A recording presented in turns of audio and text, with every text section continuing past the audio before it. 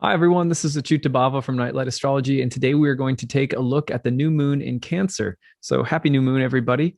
Um, a new moon in Cancer happens once a year whenever the sun comes through the sign of Cancer and a new moon is formed.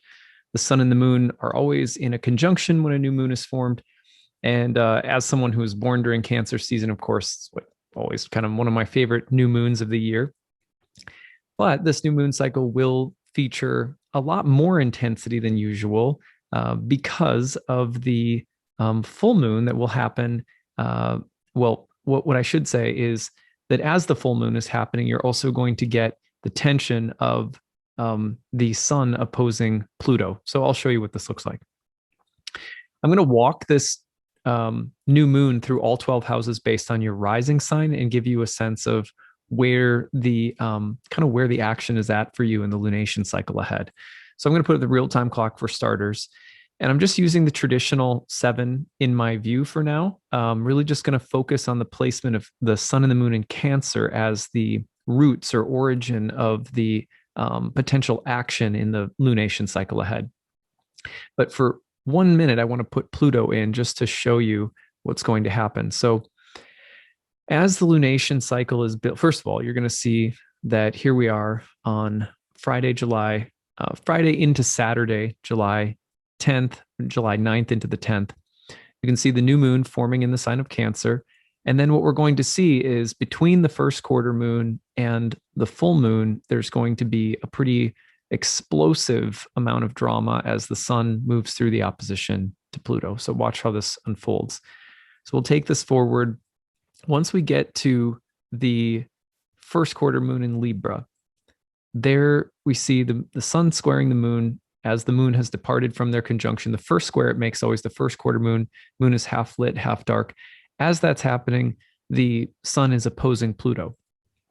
So this is going to make the journey from first quarter to full moon particularly intense this month.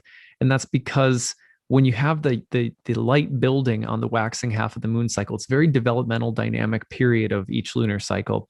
And when that's toned at the first quarter, which is usually kind of sometimes described as a kind of a moment of initiating actions and a moment of critical crossroads and activities within the month. That as that's happening and the sun is also moving through the opposition to Pluto, and then we give it, say, a 3-degree orb or thereabouts.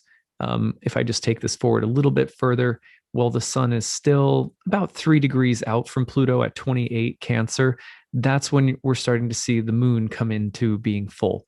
So just so you guys can see what this looks like, the full moon will actually take place technically in the sign of Aquarius, but which is why I said kind of like, well, it's not quite technically a full moon in Capricorn, but you'll notice how close that full moon, if we just back it up a little bit, as the full moon is forming, it's coming off from the conjunction with Pluto. So that's why this lunation cycle ahead, particularly from the first quarter moon through the full moon, will be really intense.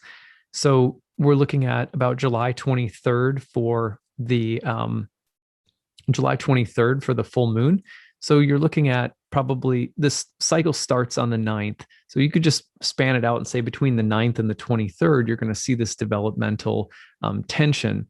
And it builds especially starting right around the 16th into the 17th. Okay, that's the first quarter moon. All right. So now what I want to do is let's take all of this and let's look at the position of each of the new moon according to each of the rising signs. And I'm just going to do this. I have just a few kind of hot takes that I want to run through with you guys. And hopefully it'll give you guys something good to think about as you're moving through the lunar cycle ahead. So if you're an Aries rising, for me, the way that I tend to read transits is to look at the placements of the traditional 7. And so a new moon for me, even though there's a big kind of explosive dynamic with Pluto, I'm still looking at the focus of the action being on where the sun is during that Pluto opposition from the sun. So in this case, the action is going to be where the new moon is for everybody. If you're an Aries rising, that's landing in your 4th house. So home, family dynamics, living environment, family karma, the past, your roots, your sense of groundedness, more of your private sphere of life.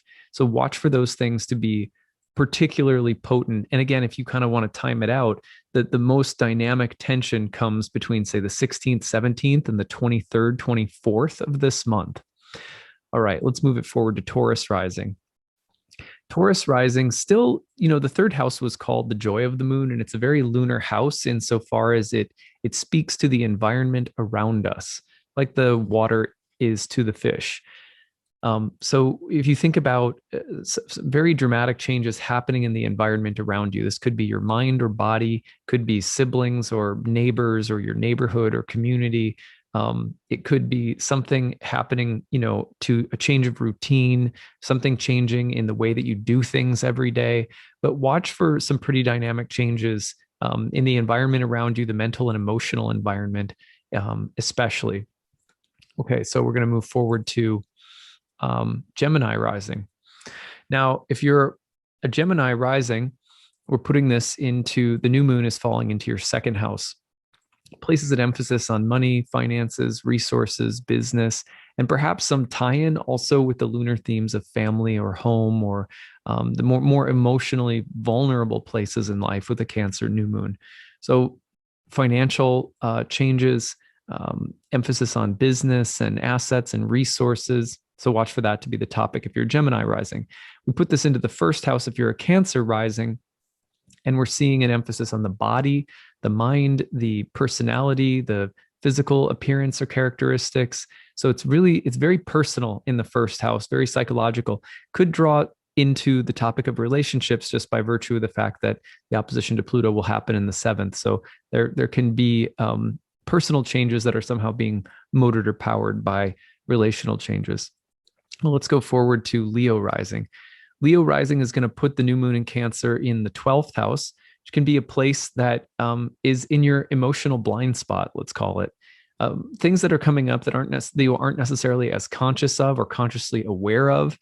So watch for things that are more vulnerable, that have history behind them, maybe some dimension, maybe some elements of family drama or family karma. Also be careful of the way that you're letting yourself be manipulated by others or your own emotions, or be careful not to do it to manipulate others. But deeper, more, I would say, shadowy emotional things that you're looking at this month if you're a Leo rising with the new moon in your 12th. We go forward to Virgo rising, and we're going to see the new moon in your 11th house, a place of community, groups, friends, allies. I look at this as the opportunity for perhaps growth and development around friends or within groups of people. I really like that one. Perhaps gatherings of people, gatherings of family, even if you're a Virgo rising, being important. If we go forward from here to Libra rising, the Cancer new moon is falling in your 10th house. That's a place of career. The lunar cycle ahead could feature a lot of emphasis on what you're doing in the world, maybe your sense of future direction, and maybe simultaneously the way that it relates to home or family. So if you're a Scorpio rising, this is falling into your 9th house. That's going to be the place of the higher mind, the pursuit of truth, your guiding principles or beliefs, the things that guide your actions in the world, because I believe in this, I care about this. It's your 9th house. So watch for the action and transformation and intensity in that house this month. If you're a Sagittarius rising, it's going to fall into your 8th house. I like to call this, especially with Cancer in the 8th, a place of emotional obligations. What are they? What should they be? What shouldn't they be? Things that you owe others or that others owe you, that you help others with or that they help you with. Perhaps the topic of money and relationships are coming up. Death or change, death and rebirth, so to speak, in the family. You could see some of those things coming up because the 8th house also is a bit like the death card in tarot, in that there's sometimes critical endings or almost like karmic bills that are due, but then there's a feeling of being debt-free afterward often enough. All right, so if we put Capricorn rising, then we're taking the Cancer new moon and we're putting it into the 7th house, place of relationships, a heavy focus on relationships, or it could be the family of a partner, like family, some changes going on in the lives of family members of a spouse or partner. Sometimes it's going to be marriage. Sometimes it's going to be children. Sometimes it's going to be the theme of domestic life or the need for some kind of emotional catharsis within a relationship. So there's a lot of emphasis there, but sometimes the tie over with family or partner's family can also be really strong. So watch for that, the big changes to come in the relationship house. Now, if you're an Aquarius rising, we're taking this new moon. Let me just back this up a tiny bit here. The new moon will fall into your 6th house. Now, for Aquarians, I could see this one being a little bit more challenging in terms of deeper and more kind of trying emotional conflicts or emotional tests, because the 6th was called the joy of Mars and tends to be a house of conflict or toil or struggle or strife, but also hard work. So you think of, Cancer in that sphere, and you think of the potential for there to be strife, conflict, or challenge in the home or in the family or around domestic lunar types of things, but also potentially the emotional commitment to things. Like I'm being driven by emotional convictions this month, and perhaps the need to address things that are difficult emotionally and being rewarded for doing so. So if we move forward finally to Pisces rising, we're going to place this new moon in the 5th. I said this in my monthly horoscopes, but the potential for there to be the topic of pregnancy or children or childbirth or getting pregnant or trying to conceive or something like that could be a particularly like a very dramatic topic for Pisces risings. But also the 5th house has to do with pleasure, joy, recreation, creativity, the arts, romance, the feeling of happiness that you get when you're doing something you really love. So I like this for Pisces rising as a time where you could have a lot of joyful time with family or doing things that you love creatively. Perhaps, like I've seen people take cooking classes when there's a strong Cancer transit in the 5th. I mean, anything that you could do that has something to do with domestic life as well as joy and happiness. But anything regarding the topics of children, pregnancy, creativity would be pronounced this month. Now, remember that in all of these topics that I'm mentioning, just running through them quickly, the key thing is to remember that those topics are being powered by this kind of catharsis of opposition to Pluto. So the sun goes through that opposition from like the 12th or 13th up to the, say, 23rd or 24th. So you've got about, a 10, 11-day stretch there where the things could be quite dynamic. These topics that I'm mentioning could be the focus, but in a way that's more transformational and there's a level of depth and intensity around these topics this month. And again, that's just due to the fact that this lunar cycle is engaging Pluto so intensely for the first, 2 weeks up till the full moon. So that's what I've got for you guys. I hope this just gives, just kind of primes the pump for the lunar cycle ahead. I hope you guys have a great weekend, and I look forward to more content next week. All right. And if you have stories, by the way, as always, just leave them in the comment section. Put #grabbed if you don't mind me sharing them with people, especially if they're funny or, particularly relevant. We'll talk to you guys next week. All right. Take it easy, everyone. Bye.